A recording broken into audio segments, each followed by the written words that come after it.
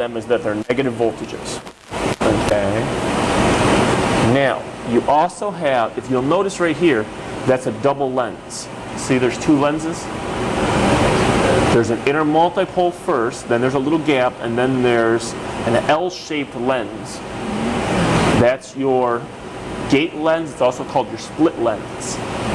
Okay. Could we blow this up a little bit? I'm having fun. My eyes are so bad. Bring this up to something where we can see it.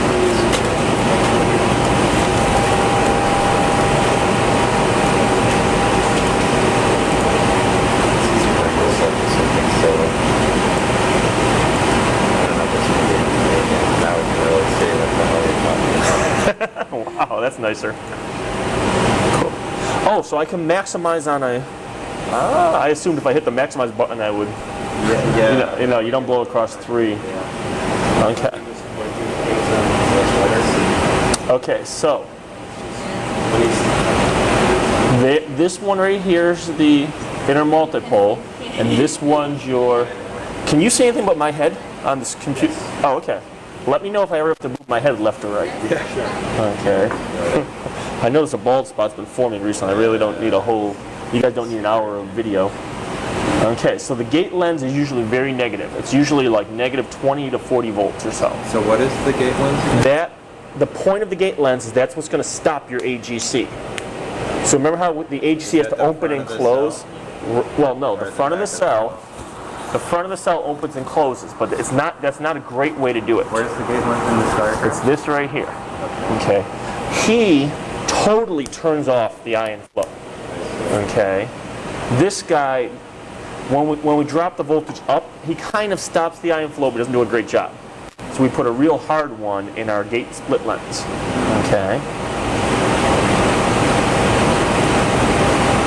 And then the front lens is this little lens right here. Okay. So that's the thing that closes at the exact... No, it's just a focusing lens for the... Yeah. Yep. Okay. So, to me, your lenses look perfectly fine, and we have a nice looking spectrum. Okay. Now, my test is the ions I care about are 195, 524, and for the LTQ I care about 1222, 1522, and 1822. Those ions have to be present, and they have to pass the thumb test, which means if you put your thumb on the screen, okay, you kind of got to see the ions about the height of your thumb. If you don't, you're not going to have enough signal intensity to have a chance of passing. Okay. Now, I'm going to do a quick zoom in around each of those ions and make sure there's no big crap.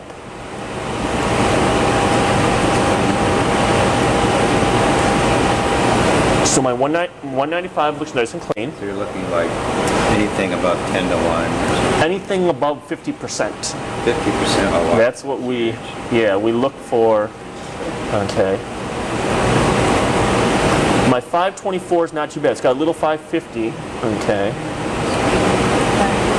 And I don't know what that is. That's not some adduct or anything that I know. But he looks pretty good. Okay, so now I look at my 1222, 1522. Now, you're starting to get some schmutz up in your... Yeah, what's that doublet action? This guy right here, I don't know what the hell he is. When I make it fresh, You're not using any plastic, right? what should we make all the stocks in? You want stocks in glass? Everything has to be in glass for CalMates. So No plastic. Okay. So you make stocks in glass and you freeze them? Yep. I don't freeze them. I just put them in the refrigerator. Okay. Now, what's interesting is he's unresolved. He has no isotopic or shape to him. So I don't know exactly what he is. Okay. It almost looks like you got some kind of protein or something up here. The fact that it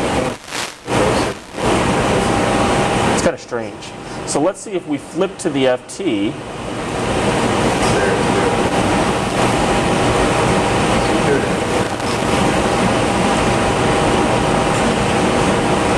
I'm going to turn on a little signal averaging. So what does that do? What you display? Signal averaging. So it's averaging scans now. See how it's... I It's co-adding. Okay.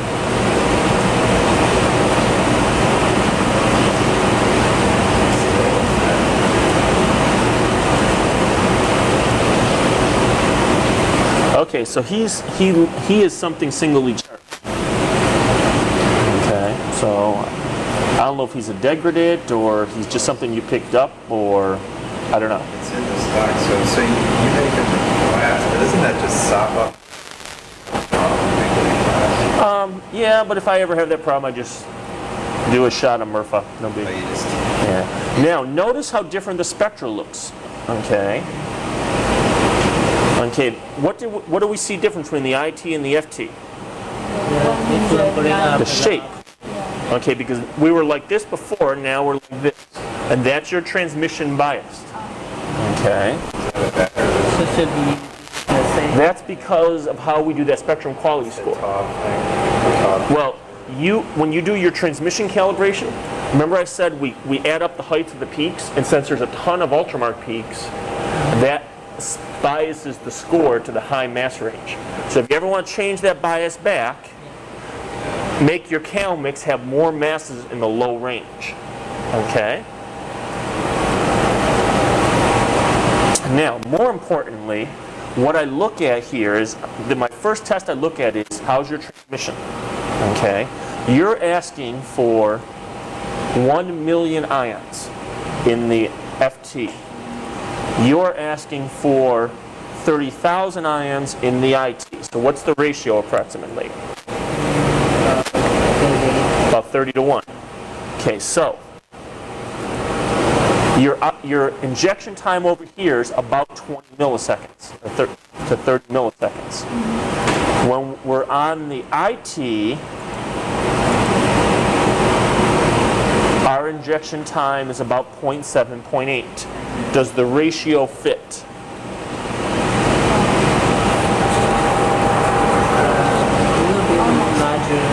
That makes sense. It's on the right range. Could you help me to understand what IT means? Is that calculated from something? Or? Right. That's the actual time to inject the ions for the analytical scan. So what causes that to vary?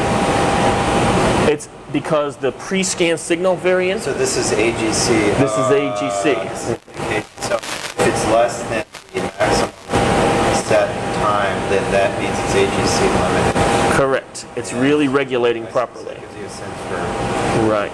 whether you're filling the trap. So by having less than 1 millisecond, that meant that your 1 millisecond pre-scan had more than 30,000 ions in it. Hence, you had to drop the time, and you dropped it to about 0.6, 0.7, so you probably had about 40,000 ions in your pre-scan. Does that make sense? So this is real time. This is what your analytical scan was actually set to. Okay? Always 1 millisecond. Okay? Now, I think you have a real good chance. Do you want to run a full cal with LTQ so I can explain everything? Okay. So, I'm going to go to my tune. I'm going to...